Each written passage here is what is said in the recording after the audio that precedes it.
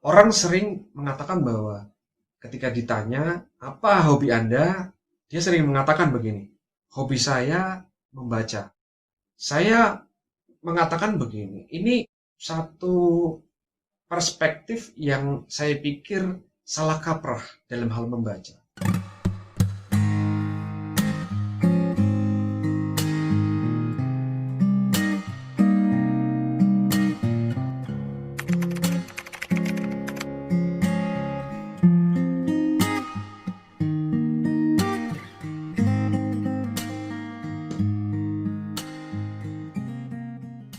Kembali lagi di video ini. Video ini adalah filsafat membaca. Tentu saja kita tidak sedang membicarakan tentang filsafat itu sendiri, melainkan kita membicarakan mengenai diskursus membaca. Khusus dalam video ini, saya membicarakan dari sudut pandang filosofis. Itulah sebabnya saya menggunakan judul dari video ini, juga dari video sebelumnya dengan istilah filsafat membaca. Baik, video sebelumnya saya sudah mendiskusikan mengenai membaca terkait dengan hal-hal yang melatar belakangi pentingnya membaca, mengapa kok kita harus membaca, apa konsekuensinya ketika kita tidak membaca, dan sejarah dari bagaimana membaca itu menjadi sebuah paradigmatik kultural atau menjadi budaya umat manusia.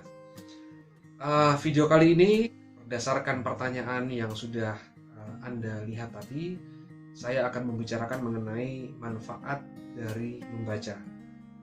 Sebenarnya manfaat dari membaca itu sangat banyak dan tentu saja akan saya ulas atau urai satu persatu apa saja sih manfaat dari membaca sebenarnya.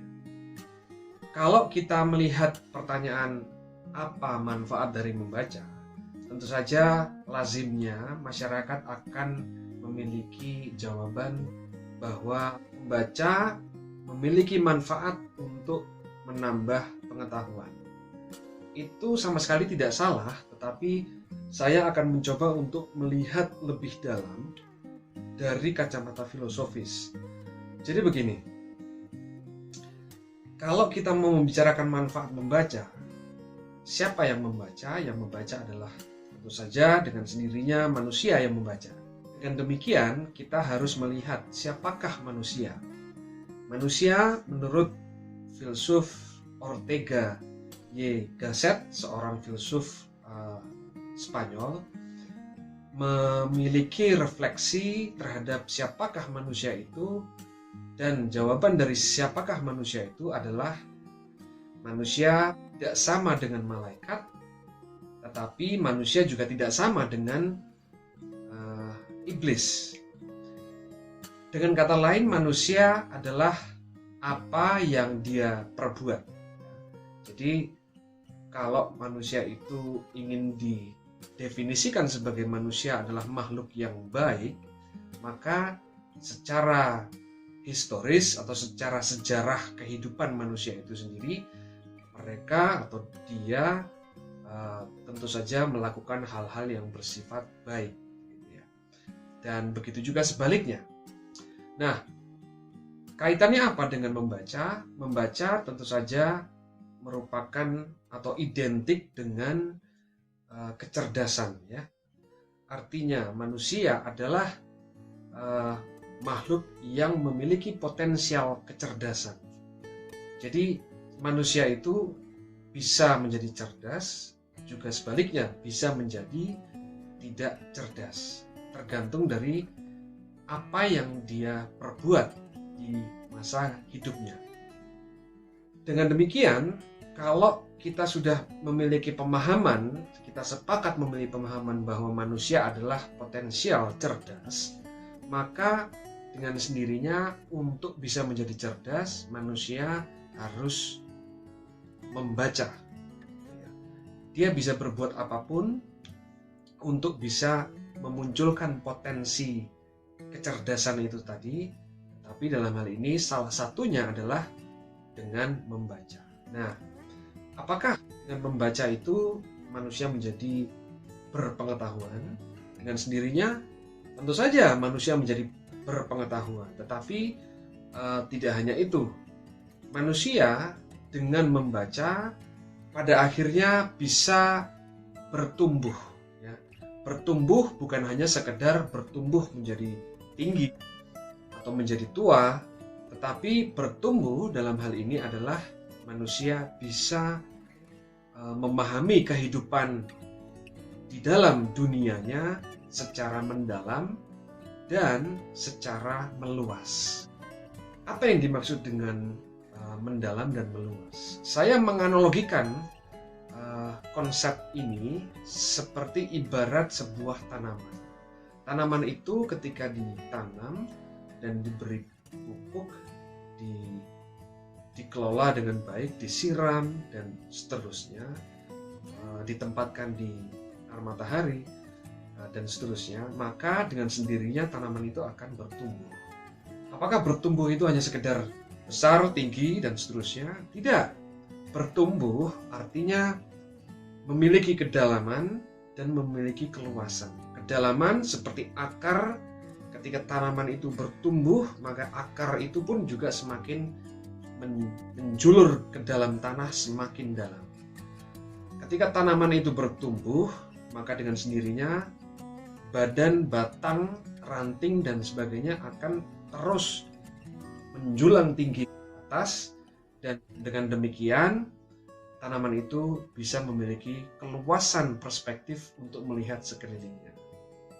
Nah, secara sederhana saya akan mencoba untuk melihat atau mengulas apa sih yang dimaksud dengan kedalaman dan keluasan ini dalam hal membaca. Seringkali di dalam diskusi-diskusi filsafat, banyak anak-anak muda, sebagian besar mahasiswa, ada juga yang bukan mahasiswa, menanyakan seberapa dalam pengetahuan kita. Bisakah kita ukur kedalaman apa yang bisa kita ketahui? Jawabannya bukanlah sebuah ukuran secara kuantitatif, tetapi kedalaman di dalam filsafat itu sejauh kita mau terus membaca. Jadi ketika kita berhenti membaca, maka kedalaman itu tidak dapat kita gali terus-menerus.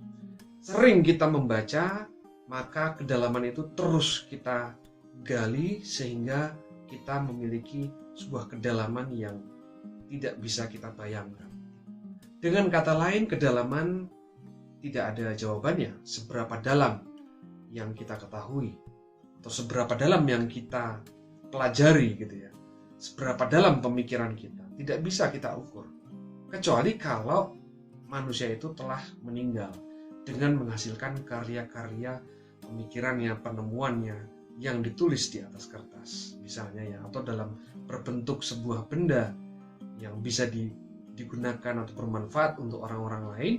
Tentu saja pada titik itu disitulah kedalaman seorang manusia hidup selama hidupnya di dunia, memiliki sebuah kedalaman pemikiran, kedalaman penemuan-penemuan ilmu pengetahuan, dan tentu saja juga teknologi.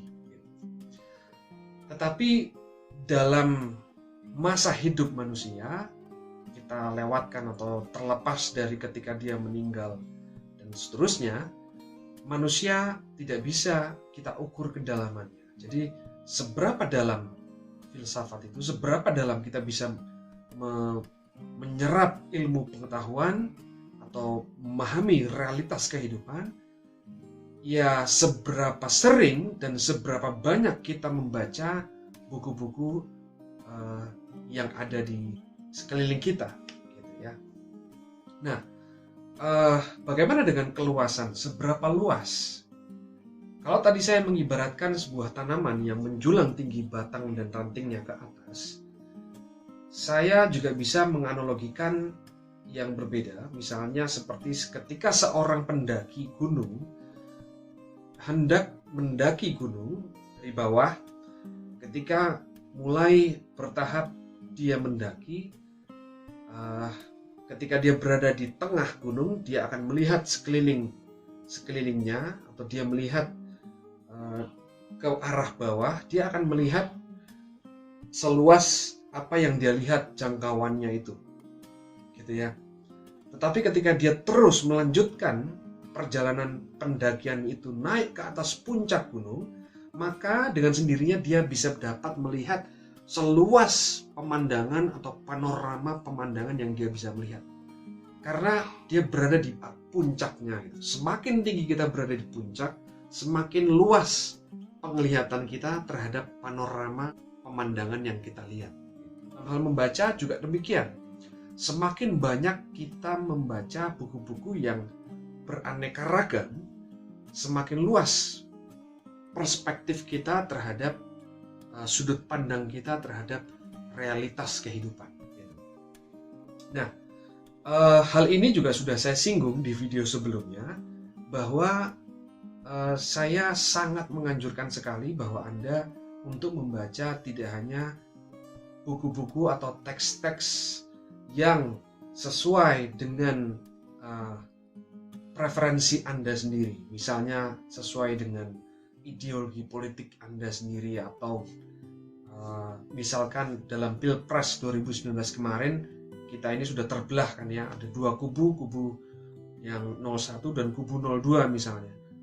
Orang cenderung yang ketika memilih kubu 01, dia akan dia berusaha untuk mencari buku-buku pemikiran tokoh-tokoh yang berada di kubu 01 misalnya, tanpa melihat pemandangan atau panorama yang tersedia di kubu 02 gitu. Nah, saya sangat menganjurkan bagi Anda, jangan hanya membaca perspektif dari satu kubu saja gitu, tapi juga dari berbagai macam kubu, sehingga kita bisa memperluas horizon pengetahuan kita bisa memperluas perspektif kita, dan dengan demikian kita bisa menjadi bijak. Sekarang begini, kalau misalnya ada sebuah ujian atau tes IQ misalnya, Anda jangan khawatir terhadap hasil yang keluar dari tes IQ tersebut. Atau misalkan Anda masuk kerja, Anda dites. Biasanya tes yang Anda ambil adalah tes psikologis ya. Ilmu psikologis memang ilmu yang cukup deterministik, artinya karena memang berangkat dari perspektif positivisme, sehingga dia betul-betul bisa mencari objektivitas dari kepribadian manusia. Namun demikian, tes tersebut juga jangan diartikan sebagai sebuah hasil yang final. Karena apa? Karena manusia adalah apa yang dia perbuat, dan manusia dengan sendirinya terus bertumbuh gitu ya. Jadi ketika Anda mendapatkan hasil IQ yang rendah, Anda mendapatkan hasil tes psikologis yang kira-kira cukup buat Anda mungkin cukup mengkhawatirkan, kok gini ya kepribadian saya. Jangan khawatir, karena manusia terus bertumbuh, manusia terus berbuat, bisa berubah, artinya begitu. Dan itu dengan catatan, tentu saja catatannya adalah ketika Anda terus mau membaca. Nah, otak manusia itu seperti plastisitis. Artinya begini, otak itu bisa menciut dan juga bisa berkembang. Dalam arti jaring-jaring saraf otak itu bisa saling menyatu satu sama lain, saling bertemu satu sama lain. Dan itu tandanya Anda mengetahui sesuatu yang baru, sehingga bisa saling terhubung, begitu ya. Nah, ada begitu banyak paradoks dalam kehidupan. Dan ini sudah saya jelaskan di video sebelumnya, bahwa kalau kita memiliki perspektif hitam putih, itu bisa memperdangkal dan mempersempit pemahaman kita terhadap realitas kehidupan. Di dalam paradoks kehidupan itu juga ibaratnya seperti pisau. Pisau itu kalau sering dipakai, dia akan tumpul.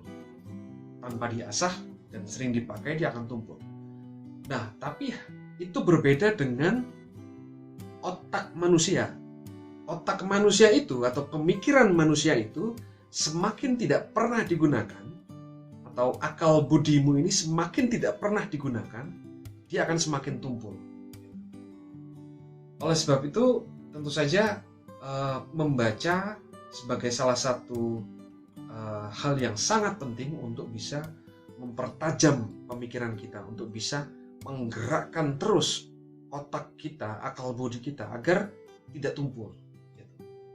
Dengan demikian, saya ingin mengatakan bahwa membaca itu jangan dijadikan sebagai atau sebatas hobi semata. Orang sering mengatakan bahwa ketika ditanya, apa hobi Anda? Dia sering mengatakan begini, hobi saya membaca, menonton film, memancing, dan seterusnya, dan seterusnya.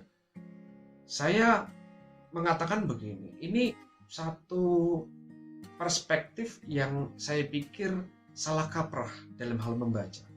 Membaca itu bukan sekadar hobi. Karena kalau hobi itu ya semaunya dia saja, senyamannya dia saja, sesenangnya dia saja, semutnya dia saja. Ketika itu dia bisa membaca. Kalau tidak lagi senang, tidak mood, tidak berada dalam situasi dan kondisi yang nyaman buat dia membaca, dia tidak akan membaca. Sehingga membaca tidak bisa sekedar kita jadikan hobi. Membaca itu merupakan sebuah kebutuhan manusia. Mengapa kebutuhan manusia? Karena tanpa membaca, kita tidak akan bisa bertumbuh. Tanpa bertumbuh, kita tidak bisa menancapkan atau memperdalam akar-akar kita ke dalam tanah supaya mencengkram begitu kuat dan menyerap nutrisi-nutrisi yang berada di dalam tanah itu semakin banyak memperkaya nutrisi.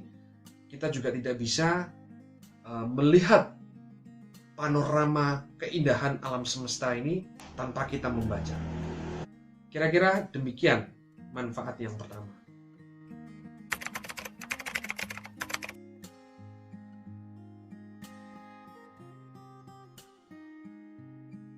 Pertanyaan yang cukup menarik, karena orang akan berpikir bahwa untuk menumbuhkan simpati, empati, itu butuh sebuah pengalaman yang konkret dengan berelasi dengan sesama manusia, kan gitu ya.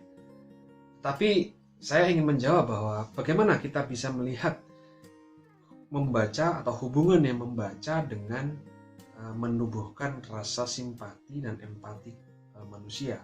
Apakah mungkin itu bisa terjadi? Jadi begini, kita kembali pada mencari sebuah definisi terhadap manusia. Definisi terhadap manusia tentu tidak hanya satu.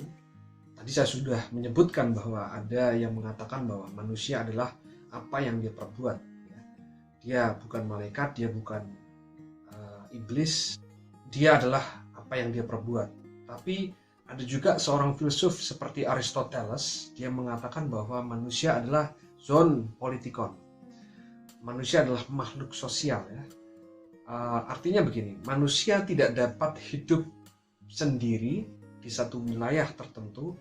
Dia membutuhkan keberadaan orang lain untuk berelasi dan bisa bertumbuh.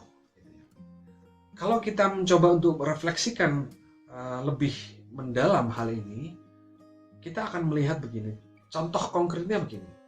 Anda tentu tidak bisa mencium rumah Anda sendiri atau kos-kosan Anda sendiri ketika tidak ada orang lain yang masuk ke dalam kos-kosan Anda. Begitu teman Anda atau rekan Anda masuk ke dalam kos-kosan Anda, ke kamar Anda, dia akan bisa memberikan semacam feedback. Bau kamarmu itu seperti ini ya, gitu. Karena Anda tidak bisa mencium bau kamar Anda sendiri karena Anda sudah berada di atau hidup di kamar itu berhari-hari. Berbeda dengan orang lain yang belum masuk ke dalam kehidupan atau dunia kos-kosan Anda, dia bisa menilai. Karena tentu saja orang lain itu berbeda dengan Anda. Dia memiliki pengalaman atau dunia dalam tanda petik, dunia kamar yang berbeda dengan dunia kamar kos-kosan Anda sendiri. Sehingga ketika rekan Anda masuk ke dalam kos-kosan Anda atau kamar Anda, dia bisa memberikan sebuah komentar. Kamar Anda bau misalnya, kamar Anda bau ikan misalnya. Sementara Anda sendiri tidak bisa mencium itu sama sekali karena Anda sudah sejak lama hidup di situ, gitu. Anda sudah tidak bisa mengetahui bagaimana bau dari kamar atau kos-kosan Anda. Nah, itu begitu juga dengan ketika kita mencoba untuk memahami siapakah diri kita. Kita perlu kalau pemikiran modern itu mencoba untuk mencari jati diri kita itu dari dalam diri kita sendiri. Seperti pada filsuf René Descartes, dia mencanangkan sebuah adagium yang cukup terkenal di dunia filsafat. Aku berpikir maka aku ada. Cogito ergo sum. Artinya dia mencoba untuk melihat siapakah dirinya, mengapa dirinya itu ada di bumi ini. Biasanya memang seorang filsuf itu mencoba untuk mencari jati dirinya itu tanpa ada sebuah dogma-dogma yang sudah terbangun sejak kecil ya. Jadi secara akal budi bagaimana para filsuf itu mencari siapa jati dirinya itu dengan menggunakan akal budinya gitu ya. Sehingga bermula dari manusia atau dari dirinya sendiri dan bukan jawaban dari dirinya sendiri.